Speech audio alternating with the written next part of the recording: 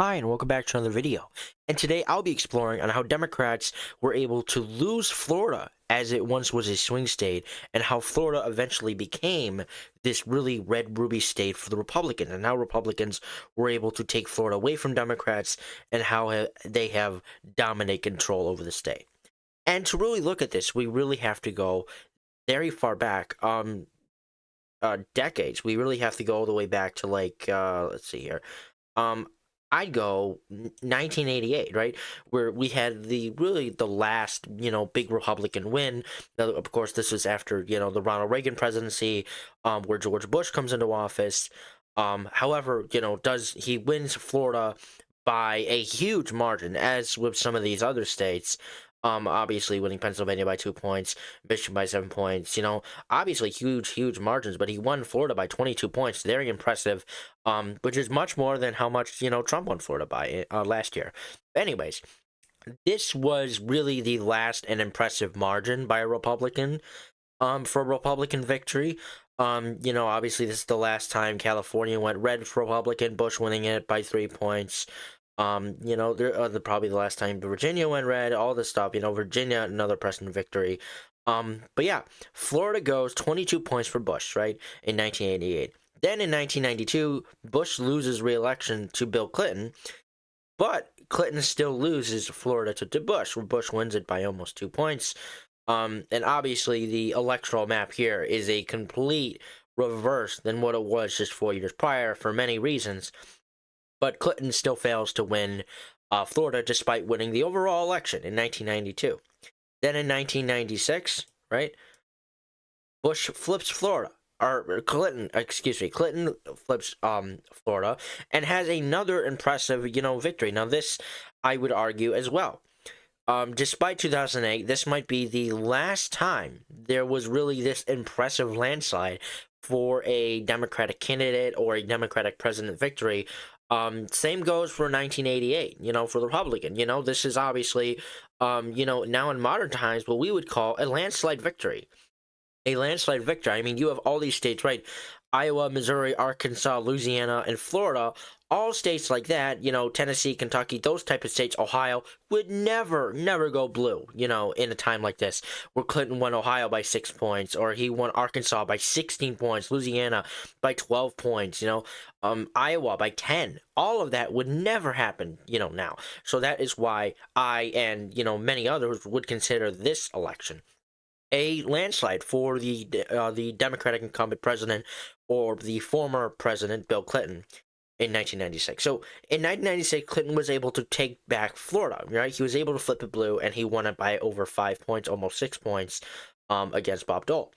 Then in 2000, we had the very popular and very famous election where it was incredibly close, down to that one state I'm talking about again, which is Florida, right? There were, several states that went in the favor of the candidate of George Bush and Al Gore. Right? Al Gore won the states that he needed, right? He won he won New Mexico, he won the Blue Wall, he won Wisconsin, he won Michigan by 5 points, he won Pennsylvania, he even won Iowa. And then George Bush, on the other hand, won states he needed to win, right? He won New Hampshire, which was very impressive. He won Virginia by 8 points. He won Ohio. He won all the southern states. He won Arizona. He won Nevada. And still, there were some impressive margins, like, Gore, squeaking out a victory in Iowa. But the big one that everybody, focused on, and did focus on weeks or months later, was Florida, where Bush, squeaked out a win of 0.009%. Now, it was originally projected that Al Gore was going to win Florida, and possibly the presidency with it too, with the 25 electoral votes they would need. However, that didn't happen, and after multiple recounts, Florida went to George Bush, and the Supreme Court ruled in his favor, and Al Gore, said he was conceding, and that, George Bush was going to be the president of the United States. And we saw that, that happened. George Bush was inaugurated president in 2001, and that was it for the election. But Bush was able to squeak out this win by a very close margin. Now in 2004, right, Bush was able to keep Florida and win it by a much more larger margin. Than obviously 0.009% or whatever it was. Bush was able to win Florida by a five. He was able to shift Florida 5 points to the right. He was able to shift Florida 5 points to the right and overall win the 2004 presidential election, as there were lots of concerns on American voters' mind at that time, which made George Bush the favored candidate. And obviously John Kerry was a very, very not energized candidate, not a good candidate for the Democratic side, and he performed very much worse. Like in 2000, right? Al Gore won Iowa, which isn't what happened. Bush was able to flip Iowa. He was able to flip, all these other states. He still lost Pennsylvania. He still lost the blue wall here, but still, he still was able to keep Virginia and all these states, especially Florida was the big one. There were a lot of states here that just did not go for Kerry's, favor here. And Bush was able to not just keep some states, but flip some as well in his favor, and he was able to win re-election by this wide margin. But Florida, again, having this 5-point win, which still isn't much, but it continued to show that that Florida was really the state that kind of went back and forth. And no matter where it went, it did not. Nobody was going to see or could have predicted on what was going to happen 4 years later, which was this Democrat. I don't know if you'd call it a landslide. I mean, I'd certainly call it a landslide by today's standards.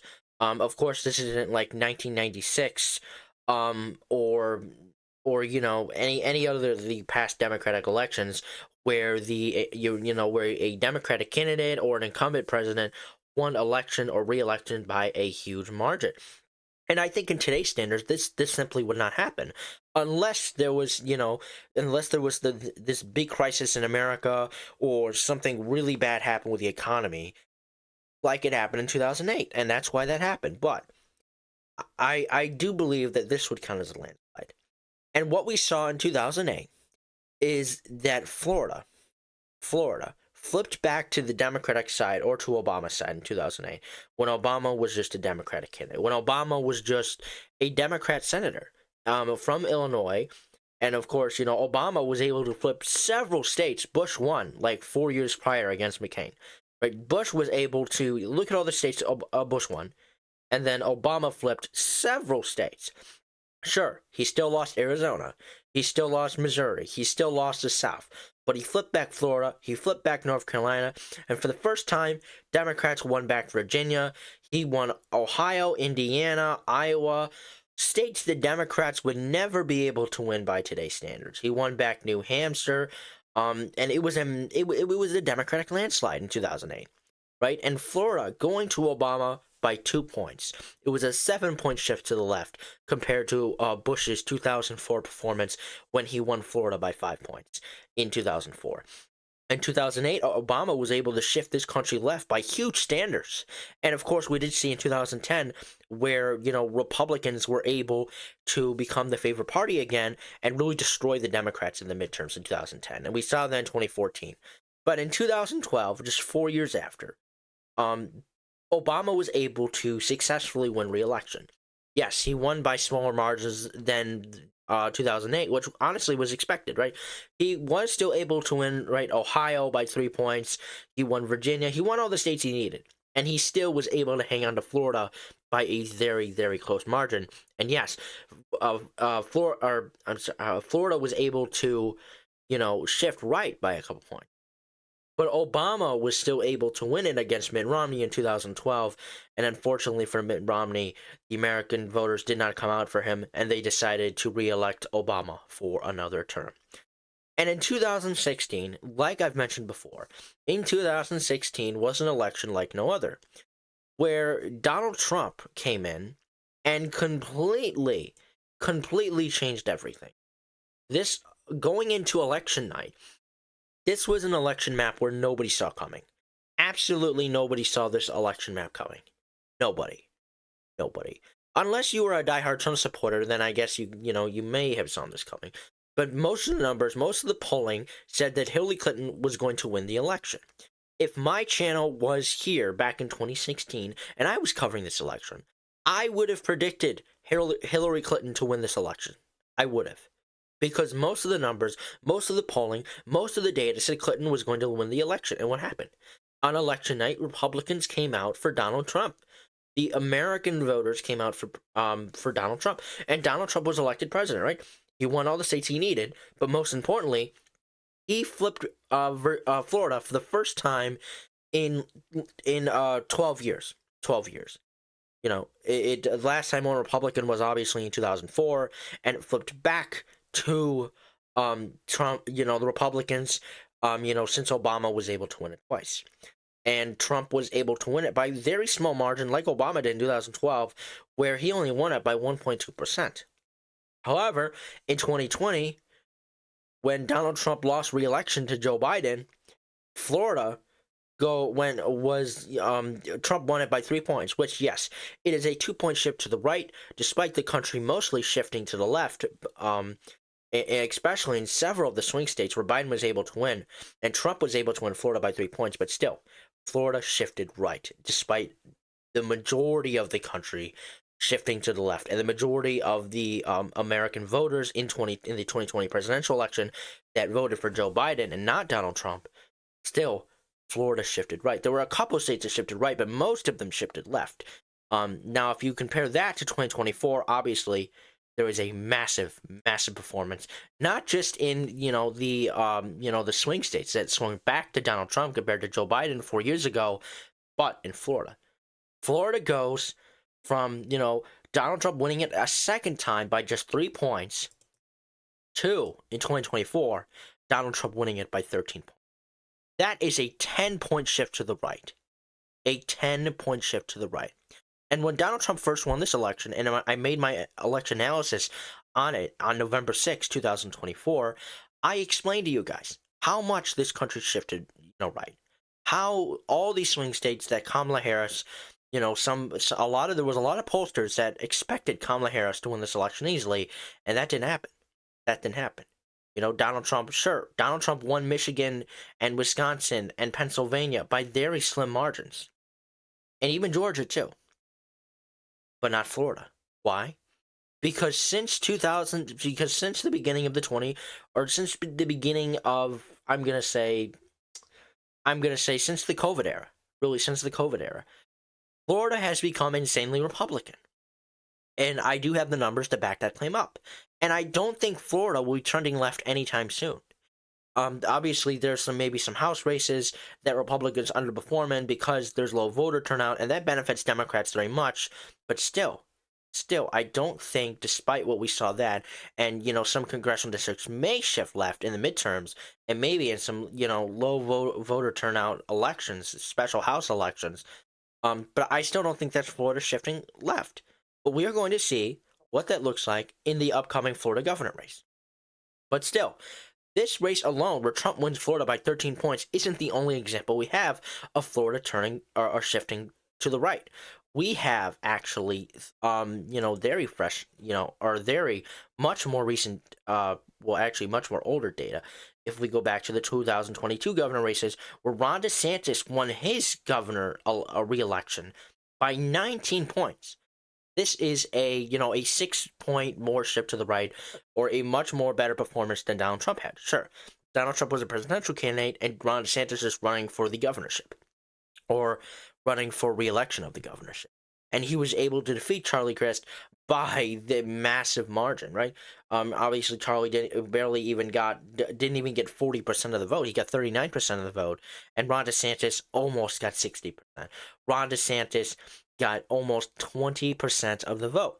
And this was an election where when Ron DeSantis ran an unsuccessful campaign for president in 2024, he constantly on the campaign trail, in the debates, and even in his campaign ads, was mentioning that this election, that if you chose him as nominee, you were going to see elections like his election in Florida all across the country. Now, I highly doubt that's what will happen, but this was a re-election that Ron DeSantis was able to brag about, and I'm sure ticked Donald Trump off.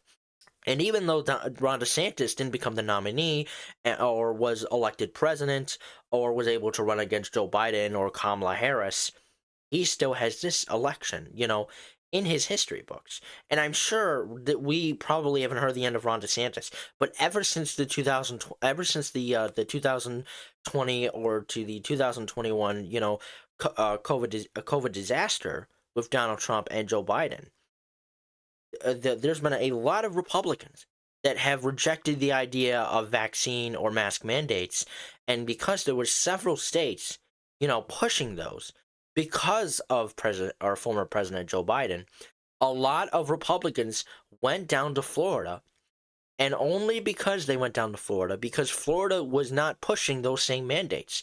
Ron DeSantis said there was going to be freedom in Florida and that he was not going to be pushing the same mandates as somebody like Kathy Hochul would have, or Josh Shapiro, or Gretchen Whitmer, or Tony Evers, or Tim Walz, or even Mike DeWine, an actual Republican governor, or Lombardo, And so now, since then, right, Ron DeSantis was able to flood the entire state with Republicans that outnumbered Democrats 3-1, or 3-1, and he was able to shift Florida heavily to the right. And we also saw that, even with the Senate, when Republicans also won in 2022 widely with the Senate. If you go back to 2022, when Rubio won his race by 16 points. 16 points. Now, that's not as much as Ron DeSantis won it by, but it's close enough. Rubio only underperformed DeSantis by 2 points. 2 points. And if you go to 2024, right, Rick Scott obviously did much worse than, Ron DeSantis or Marco Rubio, but he still won by double digits. This was a, underperformance for sure, but still, he still won by big margins. He still won by double digits. And this is obviously, on a re-election that the Democrats weren't hoping for, despite losing, of course, all these other, Senate races. But still, ever since 2021, ever since the COVID mandates, and ever since the Republicans shifted back, in the Republicans' favor when it came to Florida, Florida has been completely lost for the Democrats, as we saw on the presidential side when Donald Trump won the state by 13 points against Kamala Harris. And we even saw, counties like Miami-Dade that have been Democrat for so long, that have been in the Democrats' favor for so long, went red for the first time in years. And if that continues to happen, Florida will become more and more like states like Mississippi or Alabama, where they elect, Republican candidates like Donald Trump by huge margins, like Arkansas or Missouri or Tennessee, Kentucky, Indiana, West Virginia, South Carolina, or any of these states over here, Montana, Wyoming, Idaho. You get what I'm saying. If that keeps going in that direction, Florida is going to end up like those states, unless Democrats are able to turn it around. However, it is still, way too early in, these upcoming election cycles for 2026 and 2028. And maybe Democrats, get their mojo back as Ron DeSantis leaves office in 2027, and they are actually, able to shift Florida left again or shift Florida blue again.